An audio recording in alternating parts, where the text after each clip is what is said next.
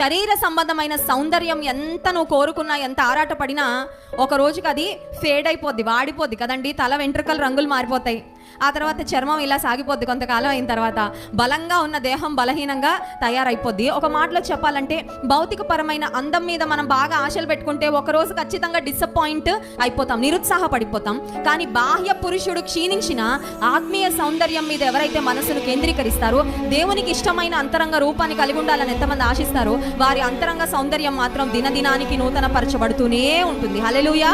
ఆత్మీయ సౌందర్యం ఫేడ్ అవ్వదండి, బాహ్య సౌందర్యం ఫేడ్ అయిపోద్ది. ఈ రోజు ఉన్నట్టు 10 సంవత్సరాల తర్వాత మనలో ఎవరో ఉండవు. నన్ను అంతకుముందు చిన్నప్పుడు అక్క అక్క అనేవాళ్ళు, ఇప్పుడు చిన్నపిల్లలు వచ్చి ఆంటీ ఆంటీ అంటున్నారు. ఇంకొక 20-30 సంవత్సరాలు అయితే అమ్మమ్మ నానమ్మ అని అంటారేమో కదండి. ఇంకా అవి మనం ఆపలేం కదా. వయసు అనేది పెరుగుతానే ఉంటుంది, బలం అనేది తగ్గిపోతానే ఉంటుంది, సౌందర్యం అనేది వాడిపోతానే ఉంటుంది. కానీ ఆత్మ సంబంధమైన సౌందర్యం కలిగిన వారముగా నీవు నేను ఉండాలి అని దేవుడు